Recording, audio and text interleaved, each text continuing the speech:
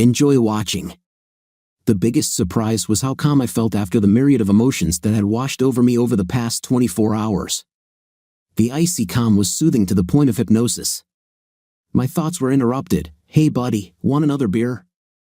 The bartender here was not exceptionally attentive. I had been sitting on this very stool for the last hour and a half and was still drinking my first drink. The bar didn't make much money from me today. "Not now, thanks, maybe a little later," I replied casually, continuing to watch the reflection in the mirror of the couple in the back booth of this smoky establishment. The smell of cigarette smoke was a little strange. Obviously, the Midwest had not yet been caught up in the health craze that was sweeping the West Coast states. The place was old with a warm, homely feel, with a lingering smell of smoke, old wood, and stale booze. I think the best way to describe it would be as a neighborhood tavern, a long counter with high stools facing an antique bar covered with a mirror along its entire length and many bottles of booze, at least 8 or 9 different brands for every type of alcohol imaginable. The visual delight of an alcoholic. Along the wall opposite the bar were deep booths stretching from the front to the very back where you could sit if you didn't want to, so to speak, put your stomach on the counter. The bartender stopped in front of me for a moment as if he was about to say something. Taking the hint, I continued our tense conversation. "I don't need any more drinks right now, but you can pass me that basket of popcorn," I said, and tipped him another $5 for his troubles. It was very important that he did not bother me about my drinking habits and did not offer me supplements. I had the only chair that allowed me to clearly see in the mirror the couple now occupying the last booth. This last booth was hard to see from anywhere else in the room, and I wasn't about to give up mine. All I knew about the male half of the couple was that his name was Will Hart. He was a year younger than me and graduated from Roosevelt High School in 1985. I also knew that he was smooth-talking and had a good eye for the ladies. The only thing I knew that he didn't was that his immediate future was about to turn into absolute darkness. Even though the lady sitting in the booth with him was his age, she was still attractive enough to make passing men between 15 and 65 give her a second and third glance. At 5 feet 5 inches and weighing 57 kilograms, she had a better-than-average figure which hinted that at 20 years old she was striking. Her figure now had that slight fullness that gave mature ladies that rounded set of curves that made men want to fall face down between the inviting soft cushions of flesh and kiss their way to a place where they could breathe. She wasn't what you'd call beautiful, but she was damn cute. Dark hair, blue eyes, a small birthmark on the inside of his left thigh. I knew a lot about her. After all, we had been married for 15 years. She was supposed to be with her friends at the 20-year high school reunion. I was supposed to be 1,500 miles away at home. Looks like we both didn't do what we should have done when it came to homecoming. For the first time, I agreed to go with her, and she just ran around making plans for a triumphant return to the old stomping ground. It's not that we didn't go back there from time to time, but since her father died and her mother moved in with us closer to family, she hasn't had a chance to come back here. Consequently, she had not seen her old friends for 6 or 7 years. The problem arose when I had to tell her that the company I was working for had merged with our main competitor and the merger would not be completed by the time the reunion happened. This, in turn, meant that I would not go to the meeting with her. She became furious, and when she finally calmed down, she became, how can I put it better, coolly neutral. Our life and everything else of a personal nature definitely took a back seat over the next 10 days. She spent most of her time on the phone with her old friends planning what they would do, what they would wear, who would come, and who wouldn't. But what seemed strange was that when the name was mentioned, she spoke in a much quieter voice and went into another room to end the conversation. One evening, I answered the phone, and a man asked for Lynn. When I asked who was calling, he said his name was Will and that he was a former classmate who would be at the high school reunion and that he just wanted to talk to her. When I covered the phone with my hand and said the name Will, she grabbed the phone and ran out of the room. A rather lengthy conversation followed, at the end of which Lynn began to speak very quietly. When I asked who it was, she became defensive and refused to talk about him at all. We quarreled and remained in this state until she left for this meeting. I am not the gentlest of people by nature, so by the time Lynn left for her homecoming, I was in a very bad mood and began to have all sorts of suspicions. The first evening after she left, I noticed that she had forgotten to take her yearbook, which she had been using for the last month for reference, remembering, and trying to remind who was who. I scrolled through until I found old Will. He was a cute boy with dark curly hair. Above and below his photo was the inscription, "Lynn, to the cutest and funniest girl in the senior class. Remember the last FFA hay wagon ride? You still owe me a prize. I wish you good luck at university. Let's see if we can't find another haystack when you come home for Christmas. Always remember that you were delighted with Will." Lord, were we all really so benign at that age? What the hell does this all mean? Should there be a prize? What's the prize? What was Lynn's history with this idiot? As I flipped through the rest of the yearbook, I felt my fears and anger creep up, even though I had no particular reason for it other than the insinuating note on Will's photo. However, my alpha male continued to grow. Further research revealed that he was a very popular guy, an above-average student, and a linebacker on the university football team. All I could think to myself was, this guy? I was a linebacker in high school and college, and I would kick as I ever met him. Apparently, continuing to read about Will didn't improve my mood at all. During this time, my mood did not improve, and my work, the merger of two companies into one, was much easier to do on paper than in the real world. Here and now, each had their own way of doing everything, from timekeeping to order processing, and each side was more than reluctant to give up what was familiar and comfortable to it. My job was to make sure that we became one integrated company, doing business as one company while continuing to conduct business as usual at all times. When we began this process, my boss gave me only one cryptic instruction: make this merger seamless and invisible to our customers. Easy to say, hard to do. So, reluctant employees had to be encouraged and persuaded that 13 and 14-hour days were the norm. By the end of the day, I was as upset and angry as can be. What added fuel to the fire was that I called Lynn every evening after she left, and the only time I managed to catch her was at her girlfriend's house, where she was staying. She was very abrupt and evasive when I tried to make small talk about how things were going and how she was feeling. The other 2 evenings, she was out with her friends, according to the babysitter who looked after her friends' children. Asking her to call me when she returned yielded 0 results. On the 4th night after she left, at 11 p.m., just after I had gotten out of the shower and sipped a cold beer, my only source of pleasure for several days, I received a call. When the call rang, I decided that it was Lynn who was finally calling back in response to my calls. And when I picked up the phone, I immediately said, "Hey baby, how are you?" The startled male voice on the other end of the line hesitated for a moment before answering, "Excuse me, is this Jim Thornton?" Confused, I managed to answer rather stupidly, "Sorry, yes, I can help you." "Jim, this is Bob Sims from Riverdale. I'm Maggie Sims's husband. We met several years ago when you and Lynn were visiting us." "Oh yeah, Bob, sorry, I didn't recognize you. How are you? I hope that Lynn staying with you does not cause too much inconvenience to you and your wife." Something happened, I added, suddenly realizing that Bob would not just call at this late hour. "Not really. This call is something like a conversation between 2 husbands. I wouldn't want to pry into your and Lynn's personal affairs, but I think you should reconsider and come to Riverdale." Bob's words sent a chill down my spine, and a knot formed in my stomach. "Why? Is something wrong?" "Not so much at the moment, but I think there is potentially a problem. Do you know the guy that Lynn and Maggie went to school with named Will Hart?" Our conversation didn't last long, but at the end, I thanked Bob for his concern and for calling. Less than 30 minutes later, I ordered a ticket to Riverdale via the computer and packed my suitcase. Unfortunately, I won't be able to get there until 7:30 tomorrow night, but hey, sometimes the cover of darkness is a big advantage. Having finished all the preparations that could be done in the middle of the night, I went to bed and tried to sleep. My imagination was spinning wildly in my head. Was Lynn really starting the romance that was interrupted 20 years ago? Am I jealous for not trusting her anymore?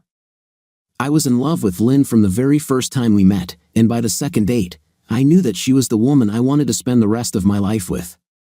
From then on, she became the center of my universe, even if I didn't always show it. She has always been loving and caring, and I was just as crazy about her today as I was at the beginning. I always thought that she felt the same way, and I didn't even consider that she could feel differently. Granted, over the past few years, I've gone into career growth mode, and our personal relationships, including nights out on the town and just general time on Saturday afternoons, have been pushed to the back burner on autopilot. I accepted this as the norm for our time and place in life. Maybe she decided it wasn't for her and opted for something more exciting than parent-teacher conferences, soccer games, and the occasional movie when I wasn't too tired after work. At first, I felt physically sick at the thought that she might be having an affair. Then I got angry that she didn't appreciate the efforts I made to get everything we wanted and planned. When I thought about the fact that she could be with another man, my anger went through the roof. I always had some kind of possessive streak, but nothing significant ever came of it. Now, it has blossomed in full force. Finally, my anger calmed down to a simmering flame dancing just below the surface of my consciousness, but it still kept me from sleeping peacefully at night. When I don't sleep well at night, it's bad. I get very grumpy, and when I get grumpy, I'm not very pleasant to deal with. The only good thing was that Lynn's mom came over to watch the kids while she was gone. So early in the morning, I would just leave as if I was going to work. If Lynn calls, she won't know that I went to Riverdale. I'll leave my mother-in-law a note that I have to work a 24-hour shift, and I'll call her later to make sure she and the kids are okay. The next morning, I went to work and told my very unhappy boss that I would be gone for a few days and that if necessary, he could fill in for me, and I would come back and do another job. He wasn't happy, but he didn't fire me either, so I guess it was a small victory that I desperately needed. As I mentally began to oscillate between heartbreaking depression and absolute murderous rage, airplane flying is mostly deathly boring, but it has its advantages. They provide a strictly measured period of time and relative isolation to think things through without interruption, allowing time and peace to formulate plans, and, most importantly, gain control over yourself. By the time I landed in Riverdale, I had already developed a concrete plan of action, which, in turn, brought a calm that I thought impossible just that morning. After we landed, I rented a car and called Bob. He said that they all got together, including my wife and Will, at a place called Clancy's, where they danced and drank. Having found the designated location, I quickly changed in the parking lot into nondescript jeans, a plaid shirt, and a baseball cap, and then quietly made my way into Clancy's lounge. Looking in the mirror as I walked in, I barely recognized myself and felt that Lynn would have to physically bump into me if she got close enough to recognize me. In all the years we were married, she only saw me in a plaid shirt a couple of times, and she certainly never saw me in a baseball cap. I never wore caps or hats because someone once told me when I was young that they caused baldness, and I developed a real aversion to wearing anything on my head. I never liked wearing a football helmet, but I forced myself to wear one when I played football, both in high school and at the small state college where I met Lynn. The fact that I was blonde further enhanced the illusion that I was losing my hair. Business was doing fairly well when I first walked in, as apparently, Riverdale had been hosting a homecoming party for a few years now, and the place was about 60% filled with a range of people ranging in age from about 25 to a little older than 60. I learned from the bartender that Clancy's is a very old establishment and is frequented mostly by locals or, in this case, those who once lived here and have returned for one reason or another for a few weeks each summer. Homecomings were pretty good business, and this summer was no exception. There was an old-fashioned jukebox inside, and at the back of the building, there was a small dance floor where different generations differed not only in appearance but also in the tunes they danced to. When I first saw my wife and Will, they were sitting in a back booth with two other couples, all in the same booth, one couple on each side. The only difference being Lynn and Will sitting opposite each other. In the first hour of my stay there, the six of them drank, danced, and generally just talked, as befits old friends who have not seen each other for a long time. In one of the couples, I recognized Bob and Maggie, the ones with whom Lynn lived, but I did not know the others. Bob looked around the room from time to time as if he was expecting someone, but even when he looked straight at me, there was no hint of recognition. It was probably a good thing because I didn't want Lynn to know I was here right now, and I don't know how good an actor Bob would be if he noticed me around. The crowd began to thin out, and I sat down at my favorite place at the bar with my back to the booth in which they were sitting. At this time, both couples stood up, apparently saying goodbye. Bob told Lynn something like she needed a ride home, but he and Will made it clear that he would take her home later since they were going to be staying a while longer. So, I was still drinking my first beer and eating my third or fourth bowl of popcorn since I arrived. At first, they sat across the table from each other, sipping drinks and talking. As time passed, it was clear from gestures and body language that the conversation was becoming more serious.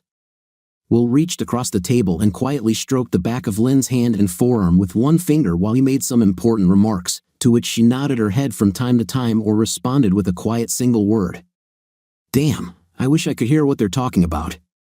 I didn't know exactly what the words were, but I'd seen enough to recognize it trying to lure her prey into a trap scenario. The flames of my anger burned brighter, but nothing happened yet, and I was content to be patient and watch events unfold. If things hadn't gone any further than that, I would have called Lynn on her cell phone later that evening and told her that we had finished the project and that I would be in Riverdale tomorrow to stay with her for the rest of the homecoming events. That way, I would demonstrate that I wanted to be with her without her knowing that I was spying and getting angry again. In this situation, I began to relax and felt better. It seemed like she wasn't going to forget that she had a husband and 2 kids at home, and I wouldn't have to kick old Wills. My optimism was dashed when suddenly he stood up, walked over to the bar next to me, and ordered another round of drinks for the 2 of them from the bartender, Mike. I noticed he was drinking beer, but Lynn was drinking gin and tonic, a bad sign since at home it was her favorite cocktail when we went out and planned a bout of active when we got home. While Will stood next to me, I crouched low in case Lynn was looking in our direction. Now was a lousy moment to be discovered. He looked at me casually and remarked, "Are you from here?" "No, I'm from the West Coast, just solving a family problem." "Are you from here?" "Not anymore. I graduated from high school and returned here only for the 20-year reunion, for the first time since I left school." "Are you having fun?" "Not really yet, but I have a feeling things will change soon," he replied with a determined grin. Around this time, Mike brought their drinks, and he returned to the booth. But instead of sitting in his original seat, he slid into the booth next to Lynn. Between his comment and this new arrangement of them, my mood became even darker. Raising my head, I shouted to the bartender, "Hey, Mike, give me another stout." He grinned as if he had won some kind of prize, saying, "Sure," then walked over and placed the beer in front of me. This time, I slipped him $10. I would soon need Mike on my side, and he, like all employees in such establishments, had his eye on the money. Meanwhile, they led Lynn to the jukebox and fumbled for quarters while she chose a song. Standing there, they held hands like high school students, holding each other firmly. They danced to a few fast musical numbers, then a slow romantic tune started playing, and they hugged and swayed slowly in the far corner of the dance floor.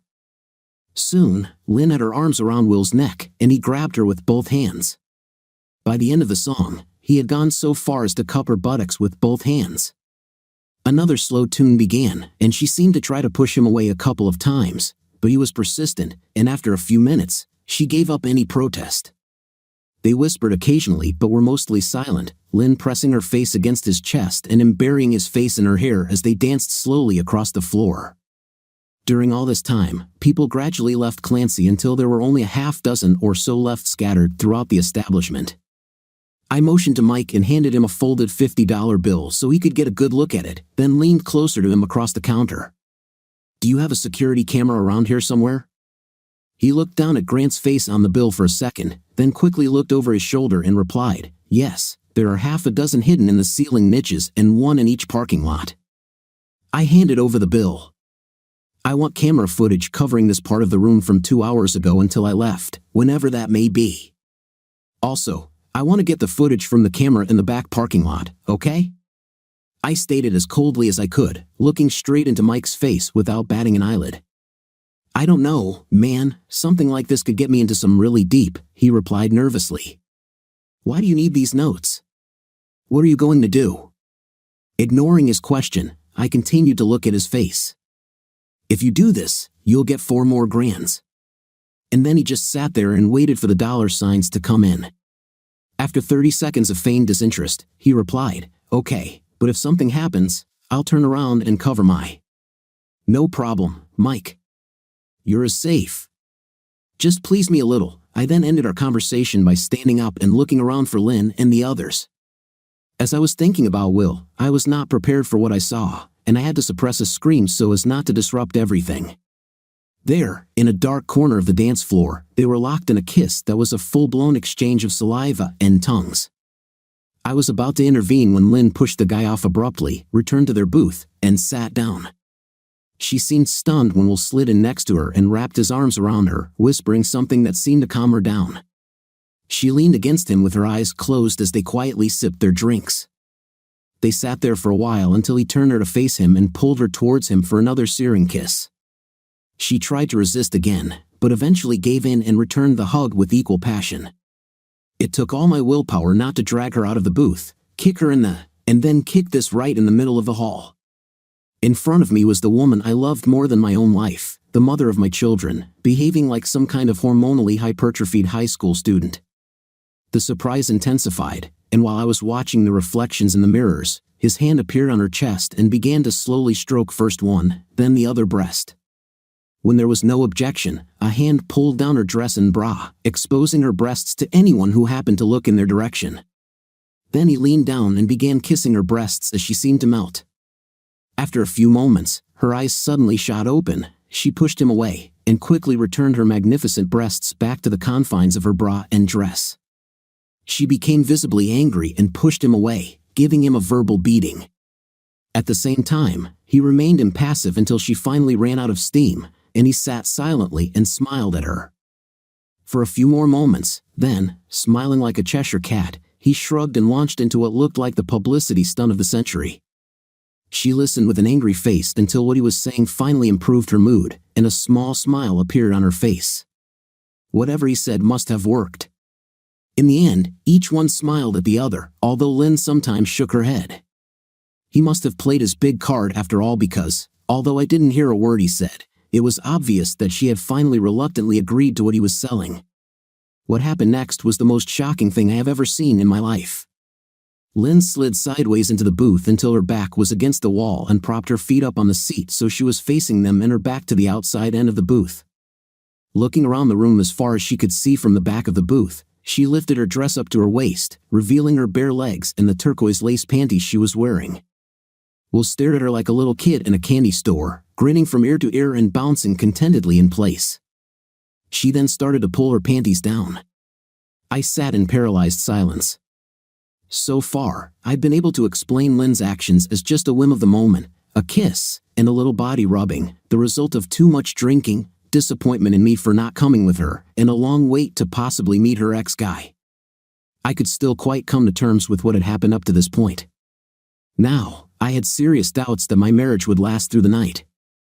Pain, humiliation, and anger washed over me in alternating waves as I sat silently and watched. Under the gaze, she slipped out of her panties. She returned to a sitting position on the bench and handed the elegant piece of clothing to the now grinning Will. He leaned slightly in her direction, took a deep breath, and made a remark that made Lynn's face red and earned him a good-natured slap to the face. With these words, she asked him to move away and headed to the ladies' room. Will looked at the evening's prize and placed it in the inside pocket of his sports jacket and then started doing those "it's time to go" moves. Finally, I recovered from the shock and was able to move and breathe again. It's time to take some action before this goes any further. Looking around, I found that there was no one in the bar except the bartender and the three of us.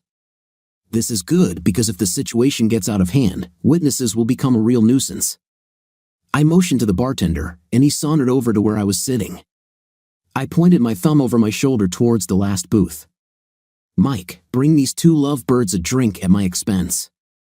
"Okay, but change the lady's drink from gin and tonic to Bailey's on the rocks." Bailey's on the rocks was what Lynn drank as the last drink of the evening when we went out. She said it calmed her stomach and saved her from a hangover. I always thought it was, but it seemed to work for her. But what the hell, then I put another $20 on the table. While Mike did his thing and took the drink to Lynn, she appeared just as Mike was explaining where the drinks came from and to whom. He pointed in my direction. As he explained, Will saw me and thought I was just a drunk from the bar making a friendly gesture. But Lynn had a strange look on her face as she alternated her gaze between the Baileys and me. I didn't turn around.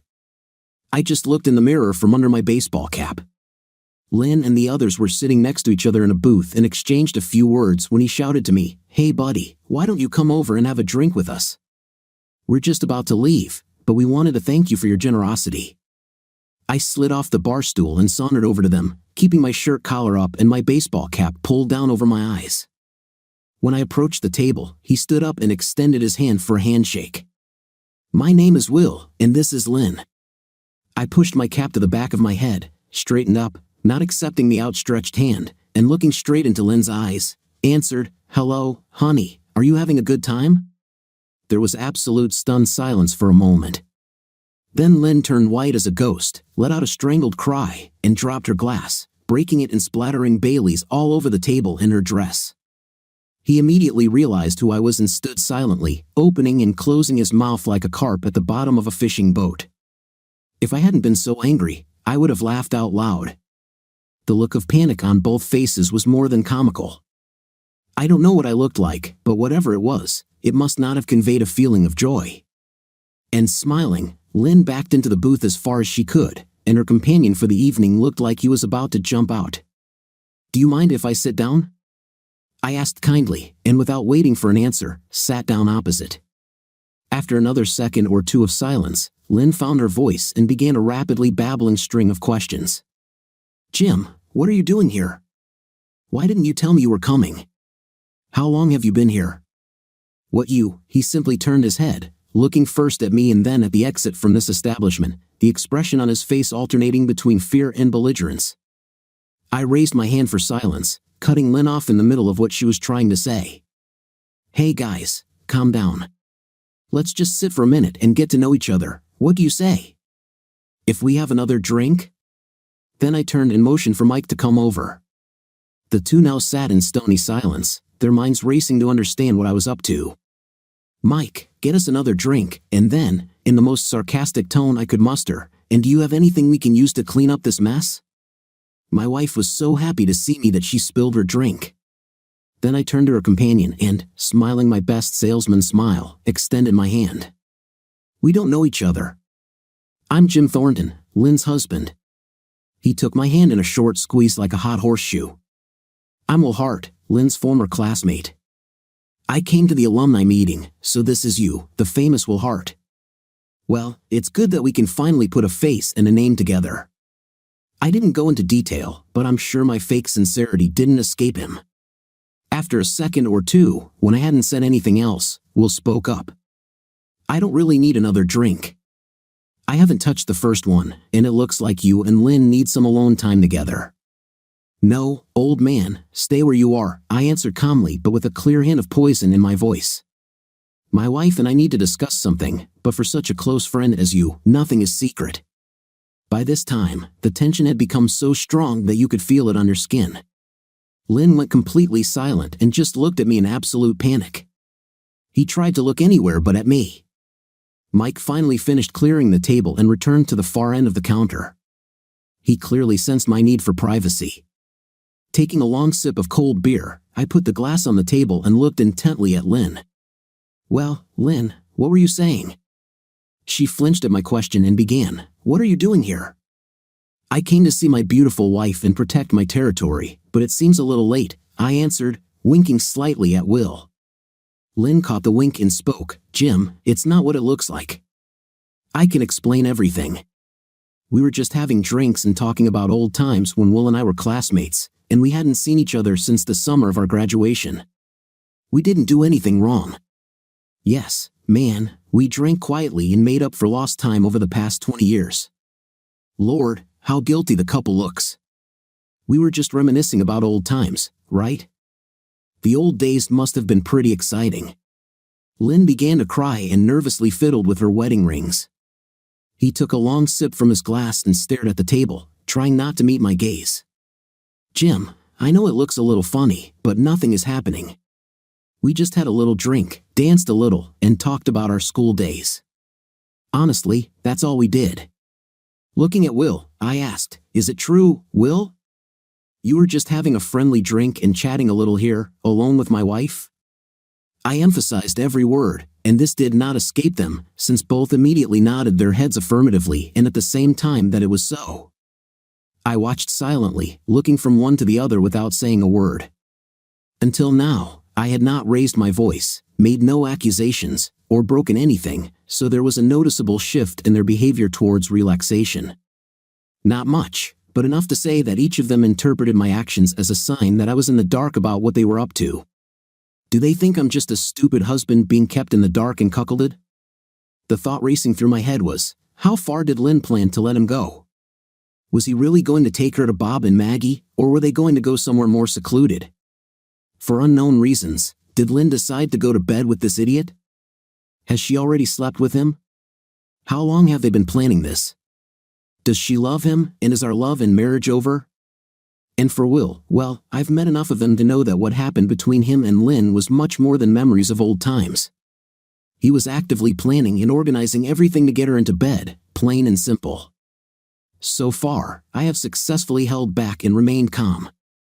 I could accept that it was just a one-time mistake when there was too much to drink and slow music playing. I could probably also understand him grabbing her and grinding against her on the dance floor. But pulling out her breasts and fondling them with an ongoing hug in the booth, and the way she took off her panties and gave them to him, went far beyond anything understandable, acceptable, or forgivable. Internally, my mind was screaming, to hell with calm and understanding, but I needed to determine what was really going on, so I maintained my stupid grin and disdainful appearance. I sat up very straight and leaned forward, staring at them both across the table. Then, focusing on his wife, he said, "Well, honey, tell me about the reunion. Are you having a good time? Besides Bob, Maggie, and old Will, did any of your other close friends show up?" Lynn and Will relaxed even more as my obvious interest turned from their personal relationships and current circumstances to general issues regarding the homecoming. The idea had obviously become firmly established in their minds that I did not suspect anything unusual. They successfully explained the intimacy in which I found them by my sudden appearance, since it seemed that I was in the dark about their earlier intimate relations and the transfer of panties. In an effort to steer me away from anything that might pique my curiosity, Lynn launched into an overly detailed account of the reunion and the events of the day. I just smiled and listened. From time to time, Will would add some detail or talk about some event, but mostly he was silent. To be honest, I got the impression that he would like to become invisible and disappear. In the end, she had nothing more to say to me, and the strangeness of my sudden appearance returned to her again. She ended with, "That's all for now. The actual functions of the meeting will be completed over the next few days, and that's when most of the class is expected to show up. Now, tell me, what are you doing here? Is there some reason why I shouldn't be here?" "Well, no, but you refused to come with me because your company had this problem with the end of the world that was more important than anyone or anything else in your life, so your appearance is a bit of a shock," she replied, with a slight hint of aggression. "Did you finish earlier than expected?" "No, I'm not finished yet. Just thinking about how I'm breaking my promise to you by leaving you here alone.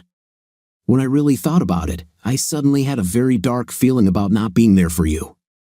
So I told my boss that he could either let me go, or I would quit. It didn't matter to me what he did, but I was going to leave, and here I am," I answered with all the feigned sincerity I could muster. Now, Lynn looked at me with genuine concern. She knew that I had a very good job, and she liked the reward of a large income. She could quit her job and stay home with the kids, have the house she wanted in the neighborhood she liked, plus everything else. My coming here despite the consequences now shed a whole new light on the situation, and the way I acted was more than a little out of character. God, I hope this doesn't cause any problems with your work. The potential cost of my stay here slowly began to dawn on Lynn. Perhaps coming to the high school reunion wasn't as important as she thought. "How did you two find this place?" I asked out of the blue, looking around as if I was seeing this place for the first time. I wanted to shift the conversation to what's happening here. Lynn chimed in, explaining that this was a typical drinking spot frequented by locals during their school days. Today, they came here with Bob, Maggie, and another couple since they lived in Riverdale and were regulars here. "Will, why did you come to the meeting so early? Do you have family here in Riverdale?" No, Lynn no longer has family here, but she wanted to come a few days early to visit her old friend Maggie. I waited for his answer as if I was sincerely interested in him. Startled, Will cast an almost imperceptible glance at Lynn. "Yes, my parents live here in retirement, and I came to spend a week with them before the start of the homecoming events. I didn't expect to see my classmates before, so you can imagine my surprise when I ran into Lynn and Maggie at the mall yesterday." Lynn's eyes widened, and she flinched at Will's offhand comment.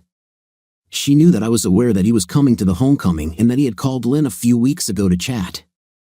This guy didn't know when to keep his mouth shut. I looked straight at Lynn, who stared at me like a child who had been caught in the cookie jar. As I understand it, you were friends with Maggie and Lynn at school. What was Lynn like at that time? I talked to her like a conspirator, trying to find out secrets. Didn't she have a mouth full of braces? Did she have a lot of freckles and braids? I grinned with every moment of my conversation with Will. Lynn became noticeably more tense with each passing moment. He had already lied once, and the longer he spoke, the greater the risk that he would be caught again.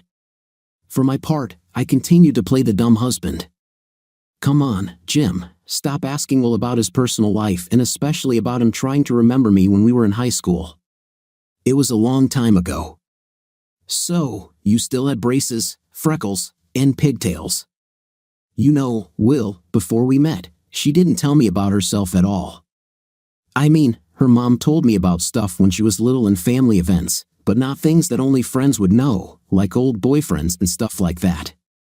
She always claimed that she was too shy to talk about herself. The more Will talked, the more he relaxed, and the more he relaxed, the more Lynn tightened.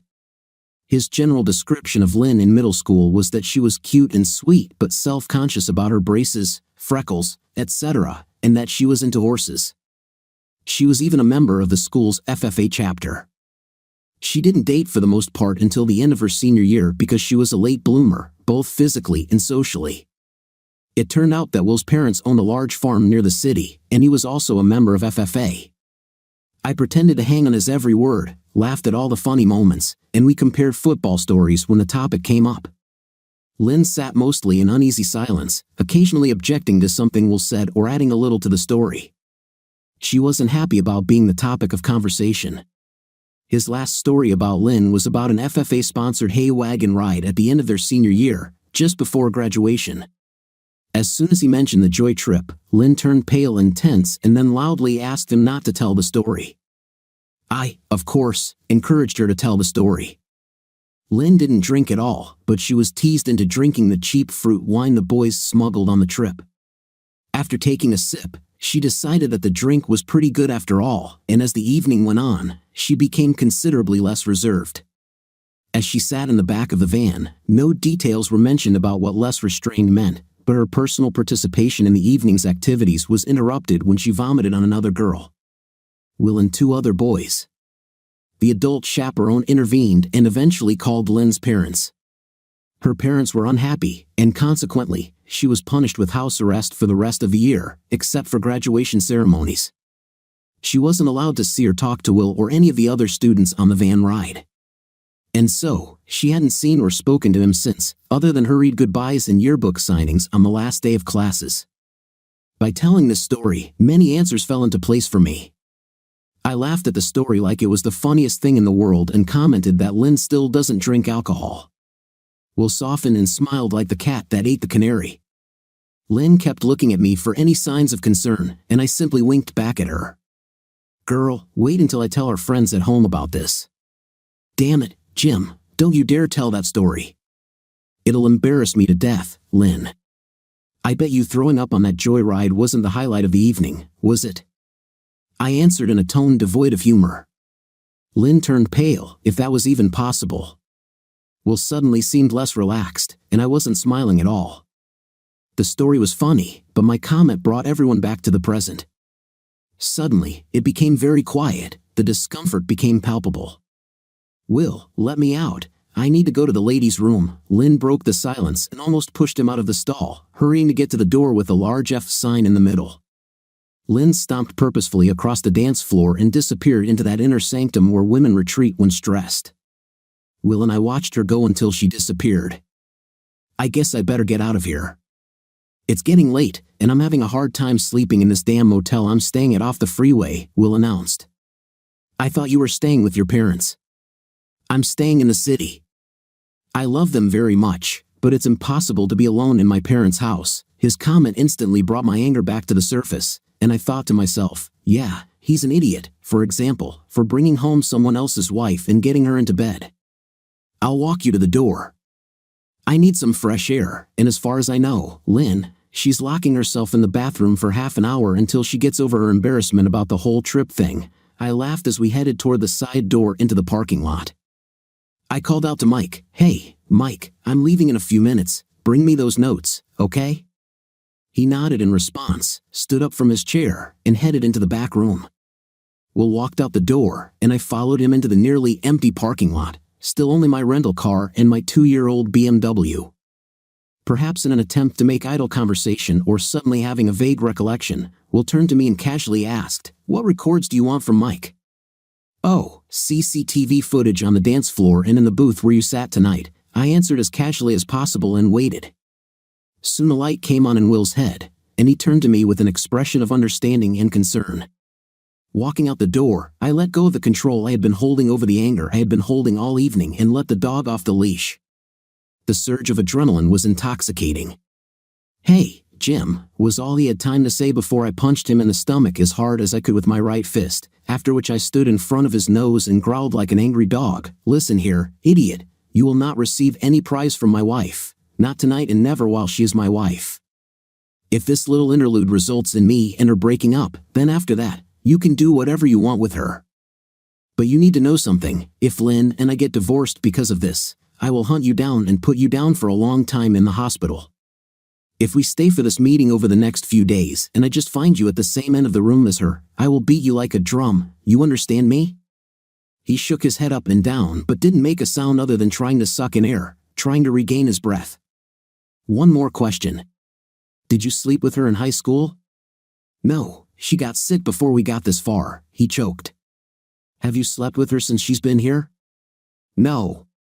"Did you plan to do this tonight?" "Yes." "I'll ask you one more question or two. If you don't tell the truth, I'll beat the crap out of you, understand?" I nudged him lightly with my knee to get his attention. "Did she agree to go to your room and have with you, or did she indicate to you that she would do so?" "Not really." "What the hell does that mean?" He rolled his eyes as if he wanted to avoid answering but knew he couldn't. "That was the promise she made to me on that trip before she got sick in middle school. I collected panties as prizes from my conquests, but before I could get her into bed that night, she started puking all over everyone. Tonight I persuaded her to give me the prize for old time's sake." I slapped him on the cheek to get his attention, then opened the car door and pushed him into the driver's seat. "Get your back to the motel and put some ice on your nose and eyes. You're not really that hurt, but remember what I said. If you start hitting wedges again, you will be seriously injured. Think twice before approaching a married woman in the future. Sooner or later, you will be killed."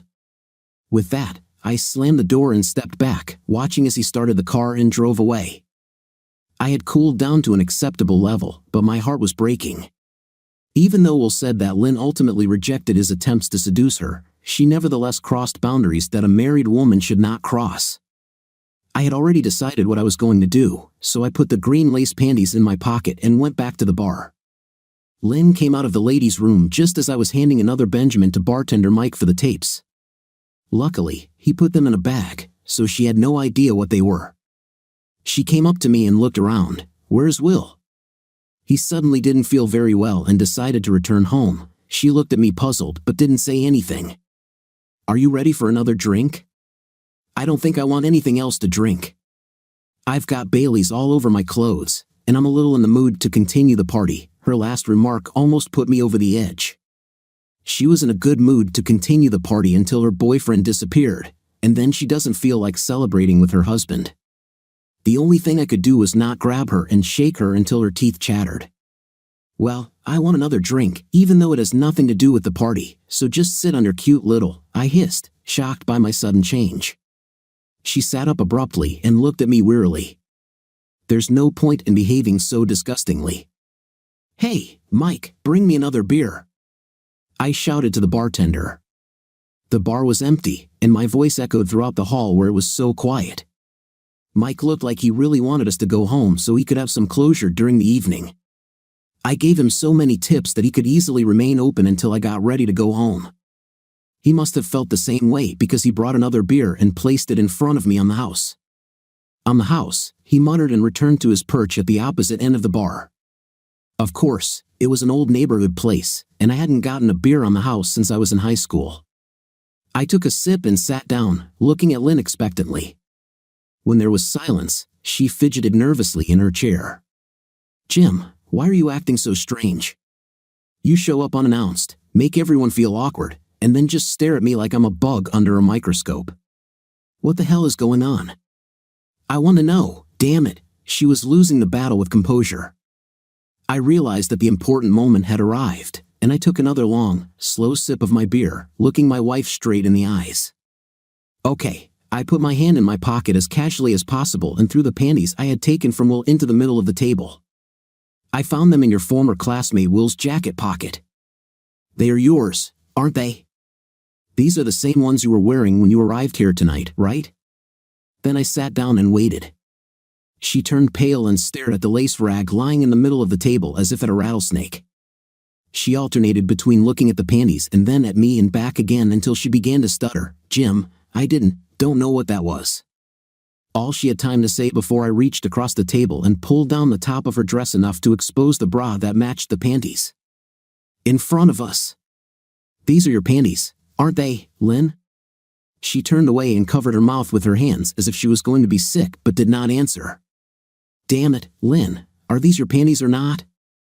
I almost shouted in her face, holding them right in front of her eyes so that she couldn't help but notice them. She turned away from me and squeezed out with anguish, "I don't know," after which the tears began to flow in large quantities. At this point, I lost my patience. "I don't need to talk nonsense anymore, Lynn. They are part of the set, matching the bra you are wearing." "I know, because this is the gift I gave you for your last birthday." Now I was in full attack mode. "I saw how you dancing rubbed against this. I saw how you wet your tonsils and exchanged saliva with him on the dance floor and in this booth. I saw him pull out your breasts and fondle them, and last but not least, I saw you take off those panties and hand them over to him." I abandoned all semblance of restraint or control, and as my voice and tempo of speech increased, she flinched at every word as if she was being whipped. I took the cassette out of my bag and threw it right in front of her. "If your memory has become bad, maybe this will help refresh it. Here's the security camera footage that recorded everything that happened at this end of Clancy over the last 6 hours." At this point, she burst into violent sobs as it was obvious that she had been caught big time. There was nowhere to run, nowhere to hide. The came to light. I paused for a second to catch my breath, and she weakly tried to formulate a response to my tirade. I cut her off and then continued in a calmer but no less vindictive tone. "I understand you've been planning for weeks to meet and pick up where you left off in high school and sleep with him. The only reason you didn't go to his motel room right now to have with him is because I showed up and ruined the party. Instead of being happy about me, you acted as if I was trespassing where I was not supposed to. Well, Lynn, if I catch my flight home tomorrow, I'll head straight to the law office and divorce your cheating. You don't have to worry about going home. You can pick up right where you left off 20 years ago here in Riverdale with dear old classmate Will. I will explain to the children that you decided that our family is not worth the old love that you did not finish while you were in high school with that last flash." All my energy left me, all emotions washed away except for a vague feeling of sadness. I leaned back in my chair and stared blankly across the table at the woman who was my partner and the love of my life. She let out an almost primal scream, and the tears flowed nonstop. "No, Jim, no, you can't think like that. I love you. Why would you do such a thing?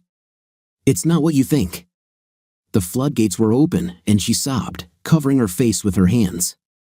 "Sorry, please let me explain." I sat in silence, watching her scream as if the life had been ripped out of her body. Seeing her in such pain tore me up inside. I've loved her since our first date. Every day, every special event, I loved her more and more. With the birth of our children, with our first new home, she was my friend, lover, confidant, and guardian, all wrapped up in this amazing package. I always thought she felt the same way about me. Sitting here, wallowing in self-pity, it seemed like I was so obviously wrong. I sat silently and watched her emotions run their course. I offered no consolation, no sympathy, no assistance. There were no more shouts, screams, or accusations, no violence or threats. I just sat in silence.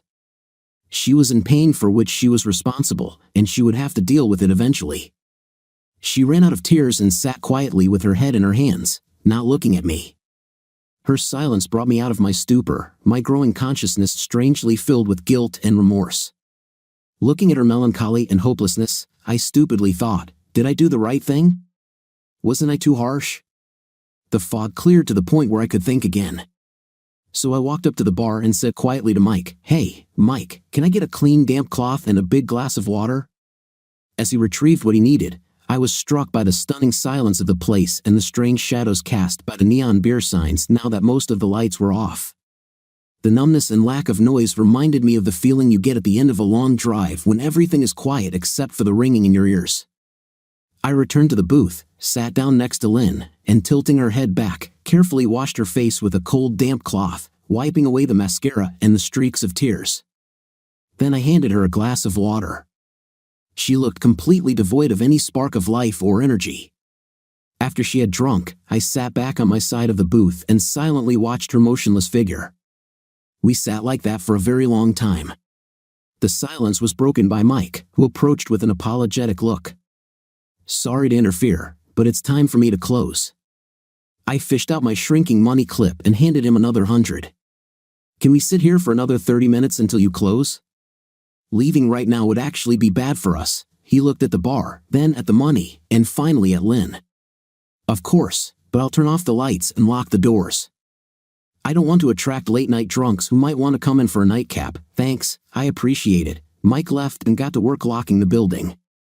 Lynn stood up, clasping her head in her hands and looking searchingly into my face, said in a thin voice, "I didn't mean to hurt you. I know this evening looks bad, but it's not what you think. I didn't come to Riverdale to have with Will, and I would never have with him, no matter what." I thought about what she was saying and what she said earlier in the evening.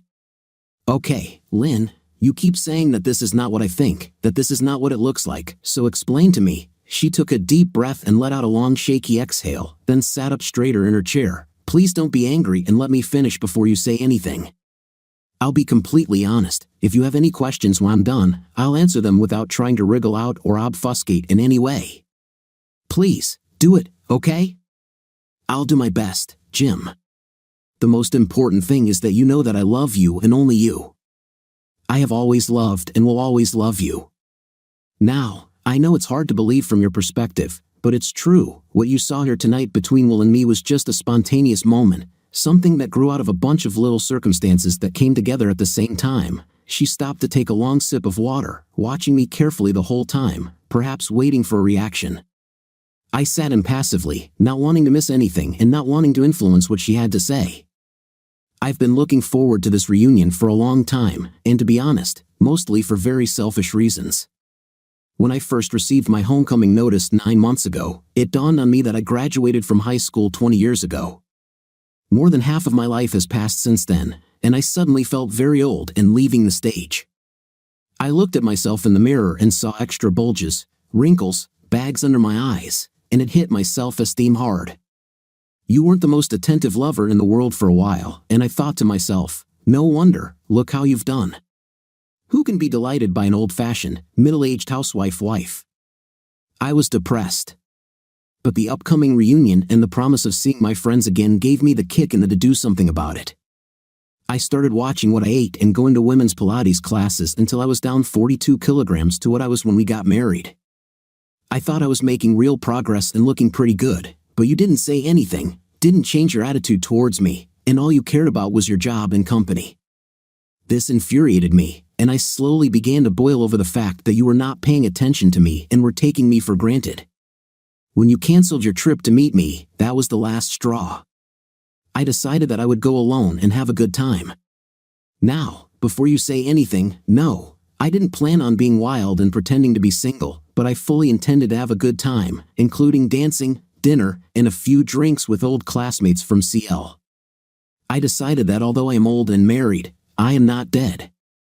I kind of took a time out from being a mother and wife with all the accompanying activities and responsibilities. I'm telling you this now so you know what kind of mood I was in when I left. She stopped and looked at me as if expecting some kind of answer or comment. When I didn't say anything, she continued. Obviously, I need to explain myself. About Will in high school, he was a real find. He was good-looking, quarterback of the football team, homecoming king. On the other hand, for most of high school, I was a short, boyish girl with braces and freckles. None of the boys even looked at me, let alone Will Hart. We heard all these stories. He was in great demand among the ladies, and they lined up for him. I could only dream about dating him, and this continued for most of high school. My senior year changed all this. I began, as they say, to bloom. I got all the right spots filled in, my braces came off, and my freckles didn't seem that big of a deal anymore. The big problem was my complete lack of experience up to this point, and my parents watching me like hawks. I joined FFA because I was crazy about horses. Will joined because his parents owned a big farm east of Riverdale, and all the farm kids seemed to join FFA as a matter of course. Suddenly, after Christmas break of my senior year, Will, the girl terror as we secretly called him, began to notice me and from time to time stopped to chat amicably. I was the most excited student at Roosevelt High just because he was talking to me. During this time, I managed to go on dates with several other guys, but he never asked me out. I was still very shy and was often teased for having a secret crush on him. She stopped to take another sip of water. My story, for lack of a better term, with Will was short and incomplete. It happened at the FFA graduation for high school students. Each year, the FFA director would take the high school students on a hay wagon ride around town, ending with a party and dance at school. I found myself in the very back of the wagon under the straw with Will and half a dozen other really popular high school boys and girls. Will was very attentive, giving me all his attention, and I found myself in a one-on-one situation with Will amidst the storm of girls. I was included in the popular inner circle, and my head was spinning with surprise. One of the boys took out a large bottle of fruit wine. Until that moment, I had never drunk alcoholic beverages and timidly refused when they offered me a bottle. The others began to tease me about being a good girl and a child, so naturally, I relented and drank. It tasted a lot like fizzy soft drink, so I drank more. The bottle was passed around a couple of times, and soon I felt dizzy, and everything seemed out of focus. Will put his arm around me, and we started just talking, holding hands. Then a little teasing exhalation into my ear, and finally, a whole lot of kissing and hugging. I was a complete newbie to this boys and girls thing, and Will was very smooth and experienced. It was subtle and slow at first, but suddenly his tongue was halfway down my throat, and he pulled out my breast. I was shocked. I had never done anything like this before. I screamed for him to stop and pulled away. He simply smiled and looked around at the others, took another sip of wine from the bottle, then handed it to me. I remember that I was embarrassed to act like a little child, so I took another big sip. After that, I don't remember anything except that I had very new and pleasant sensations happening in my body. Lynn fell silent, her mouth opened and closed a couple of times, but no words came out. She was clearly in a difficult situation. Jim, it's hard for me to talk about this.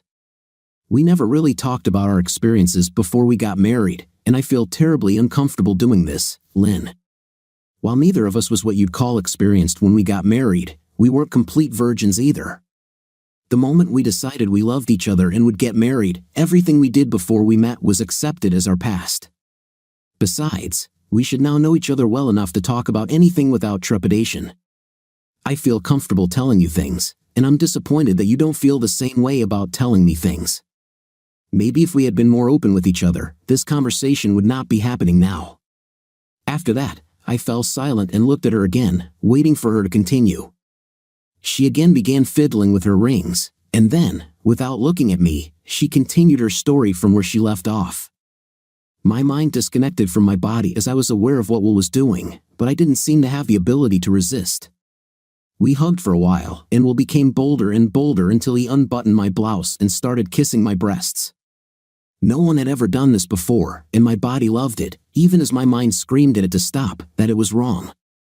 Finally, I emerged from the fog while he was ready to have with me. When I realized what it was, my conscience finally overcame my desire and I tried to get up. When he tried to hold me, I began to resist even more, and something in my body must have not liked the sudden movement because I vomited right in his face because of all the screaming and yelling. When the teacher in charge of the team stopped to find out what was going on, I remember desperately pulling my panties up before the teacher could get to where we were, all the while emptying the last of the contents of my stomach on everyone within a couple of meters. You know the rest of the story. The teacher called my parents, and I was taken home in complete embarrassment and put under house arrest forever. I only saw Will once after that, during our graduation ceremony and for a few minutes after. He joked a little about how I felt bad and that I missed the thrill of getting my first from him. He also said that I owed him panties as a prize, even though we didn't actually have. He even wrote about it in my yearbook. But if you don't know the history, you won't find out the details, and this is the whole story about me and Will, she said, concluding her story. That's all that can be said. Then she looked expectantly into my eyes and began to wait. I returned her gaze for a moment before saying, "This is some kind of fiction, Lynn." "This is not fiction, Jim. This is the truth. This is how it all happened. I'm not making this up. Believe me. I didn't have with Will, and I actually threw up on him," she said, pleadingly. "Oh, I believe you. I'm sure that everything happened exactly like that. Then why do you look like you think I'm lying?" "Because I don't care what you may or may not have done with your old boyfriend at school. This was long before we got married, and strictly speaking, it is none of my business. I'm worried about what you've done these past few days. I'm especially worried about what happened here tonight. First of all, tonight is the first night since I arrived in Riverdale that Will and I have been alone together. We went out as a group. We were all together, and I returned home with Bob and Maggie. You can ask them if you want to check. Yes, so what? What I saw here tonight is reason enough to pack up and head home alone. Whether you dated him last night, tonight, or later this week doesn't matter. For weeks, you had been planning to meet him, and it wasn't just to reminisce about old times. Do you really think I'm that stupid, Jim? I admit that I had planned to see Will while I was here and was looking forward to it, but the thought of with him never, ever crossed my mind. Tonight, everything happened as if by chance. We all relaxed and talked about what happened while we were in school and were having a good time. I'd had a little too much to drink, and by the time the others had decided to go home, I was in the mood for some fun. Will said he would stay with me and then take me to Bob and Maggie.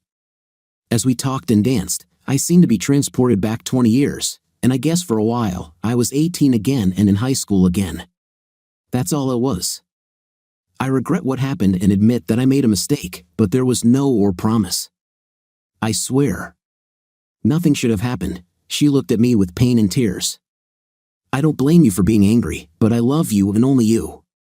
Please don't talk about breaking up our marriage because of this. It's not that serious. We sat for a while and looked at each other in silence, Lynn trying to read some sign on my face that her request had been successful, and I, in turn, trying to understand what was going on in her head. Is she telling the truth? What actually happened in the last month leading up to this moment? While my mind went over what Lynn had told me and what I had seen this evening, I idly listened as Mike locked the doors and stocked up on beer for tomorrow's customers. Strange things that distract attention. Lynn, if you think that what I saw with Will tonight wasn't something serious, then I believe that you and I have a significant gap in our basic beliefs about what it means to be married. It may have been not that serious to you, but to me, it was as serious as a damn heart attack. Did you really think I wouldn't mind you dancing in the dark, grinding against him, and trading spit with that smarmy son of a... What reasoning made you think that if he stuck his tongue down your throat and tore at your breasts, that was normal? By this time, I had lost control of myself again and attacked her with renewed pain and anger. She answered my interrogation with obvious pain. Jim, please stop. I had no plan to do anything against you and our marriage. I just got carried away for a moment, but kept everything under control. It was just hard to concentrate between the drinking and the desire to be young again, at least for a little while. I already told you that there were no plans for, and regardless of my state of mind, there would be no. I would never allow this. Will knows that I'm happily married, have a family, and I'm sure he respects that. Then she looked at me, tears rolling down her cheeks. I lifted my panties and held them in front of her. Do you know where I got them? She turned away, lowered her head, and whispered, No. I took them from Will. They were in his jacket pocket. I sat and watched as you pulled your legs up on the booth seat, lifting up your dress. She pulled them down to her feet and handed them to him. I responded with the pace and determination of a teacher instructing a small child. I really mean what we've talked about up to this point, but it all pales in comparison to you taking off your panties and giving them to another man. Strangely enough, I found myself in a zone where my mind was telling me I had all the time, space, and power I needed in the world. I had patience. I was calm. I controlled myself, and whatever happened, it would happen according to my will. So, Lynn, do you want to explain why you gave the panties to your old waiting to hear her side of the story, mate Will, who you were not planning to sleep with? I fell silent. Finally, she answered in a voice barely above a whisper, because I promised. What do you mean, promised? I asked incredulously, again nervously fiddling with her rings and a quick glance at me. I know you're aware that he's called me at home a couple of times in the last 6 weeks. One day, you even answered the phone. Each time, we talked for quite a long time, and frankly, I was immensely flattered that he even remembered who I was, much less took the time to call and ask if I would come to the alumni meeting. Anyway, our conversation eventually got to the trip incident, and he reminded me that I still owed him a prize.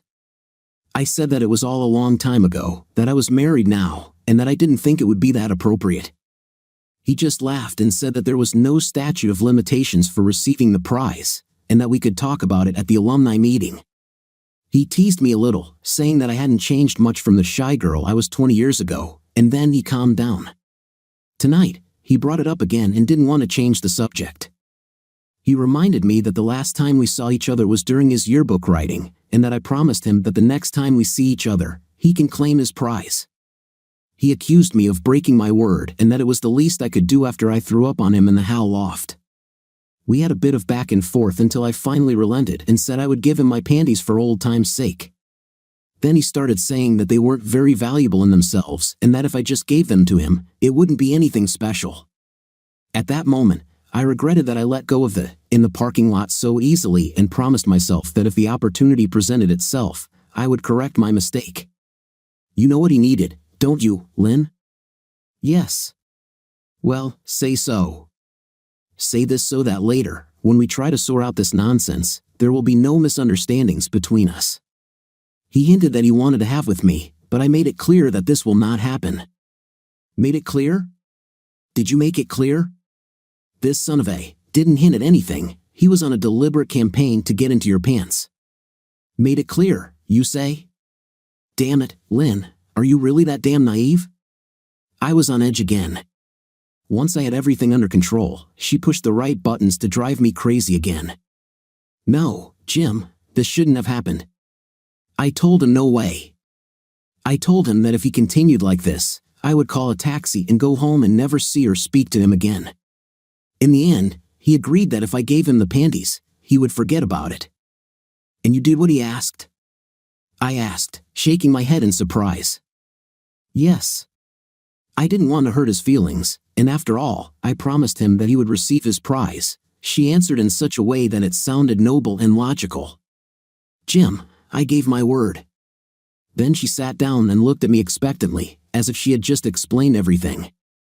I sat stunned for a moment, unable to believe what I had just heard. Lynn, do you think I'm the dumbest in the world, or are you the most naive 38-year-old woman on the entire planet? No, Jim, I know for sure that you are far from stupid, and I may have been a little slow in understanding Will's plan, but I think you're making a mountain out of a molehill. I'm sorry for letting things get a little out of hand. Okay, so let's leave it at that, please. Eventually, my anger subsided a little, and I listened to all this crap. I leaned forward over the table so that we were looking into each other's eyes.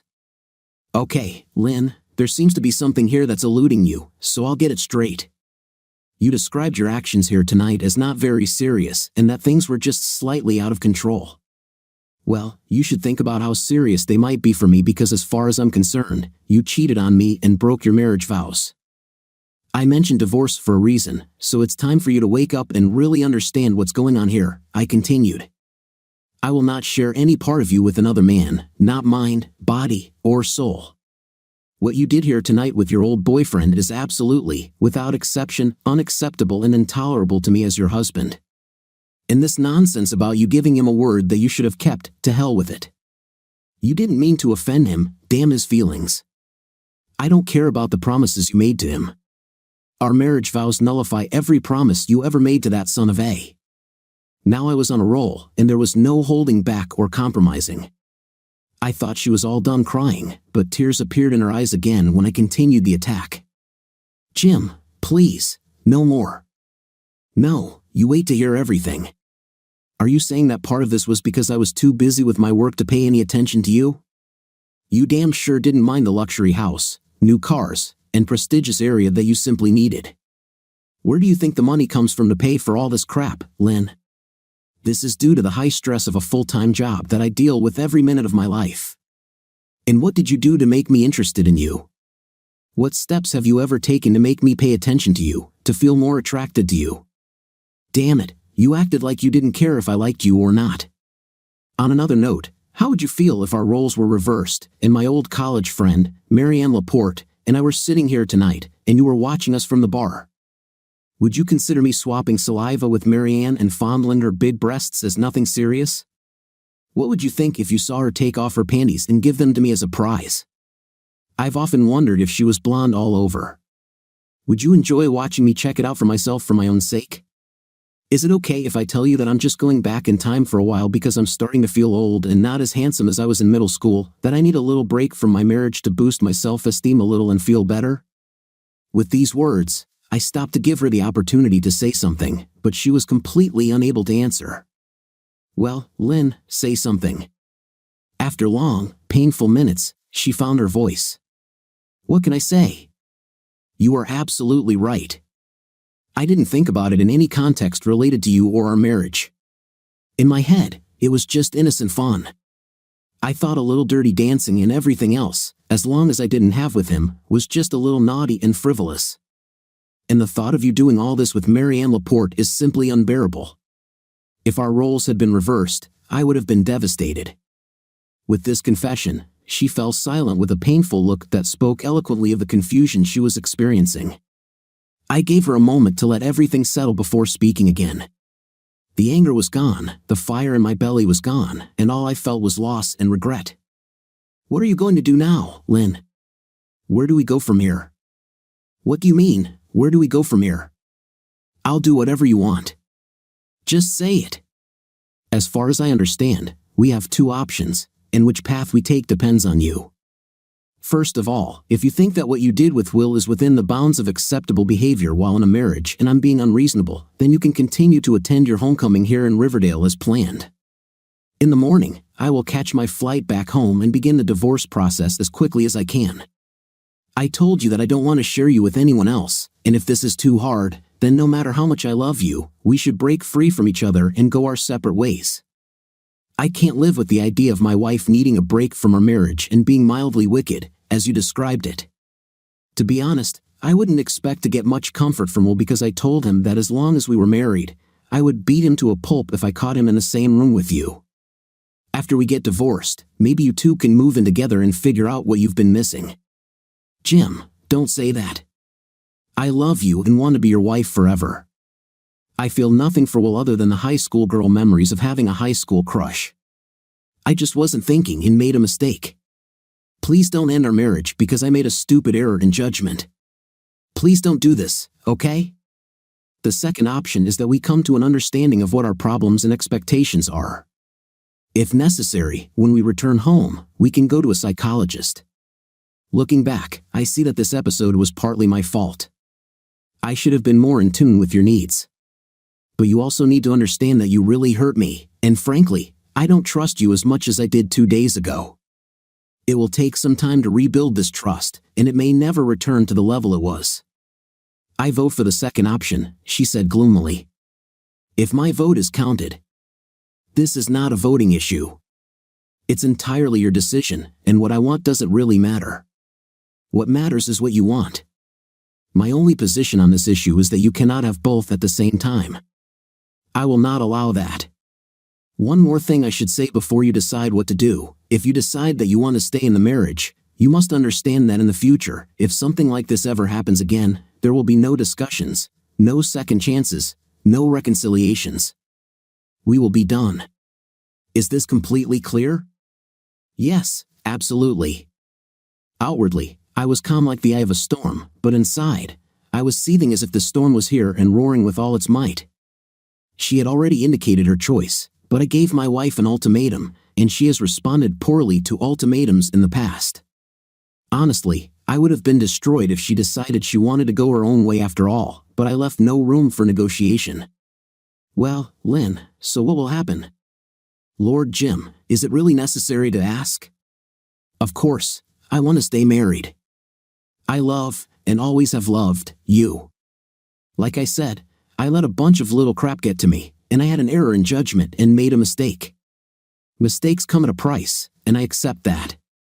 I will have to pay the price, so be it. After which, she reached across the table and squeezed my hand, giving me a reassuring smile. Her smile ended the storm that had been raging inside me for the past few days, and the sun illuminated my soul.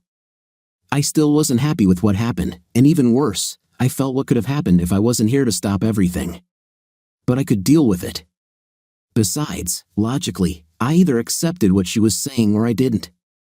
I could keep trying to make her feel bad, mentally beating her up, and in turn being miserable myself, or I could accept what she told me and what told me in the parking lot. What did I have to lose? God, I was exhausted, both mentally and physically, and what I really wanted to do was snuggle up with my lover and best friend away from work, home, kids, and freeways for a while and heal. To tell the truth, I almost understood her point of view. I felt someone tap me on the shoulder. It was Mike. It's really time for me to close up, and it's time for you guys to go home. I looked at Lynn, and a mysterious smile appeared on her face, and she blushed slightly. I feel a bit of a draft here, if you know what I mean. I think we should find some place to warm up and see if I can't attract you to me yet. Needing no further invitation, I stood up and smiled at Mike, then took my wife's hand and helped her out of the booth. I have one more request for you, Mike, and I think you should do it for free, I said jokingly. He frowned as if his stomach was bloated with gas. Okay, one more, if it doesn't take extra time. Do you have a bottle of champagne and tell me where the nearest motel with big beds and a jacuzzi is? I guess I'll go hunt for the prize. Subscribe to our channel so that your second chaff doesn't cheat on you, and go ahead and listen to the next story because this story is nothing compared to the next one. If you're under 18, don't even think about listening to the next one. What do you think of our story today? I think the story is gripping with emotional scenes and a poignant plot. In this story, I was completely on my husband's side. The alumni meeting was not worth it. What is your opinion? Write in the comments. Until new videos.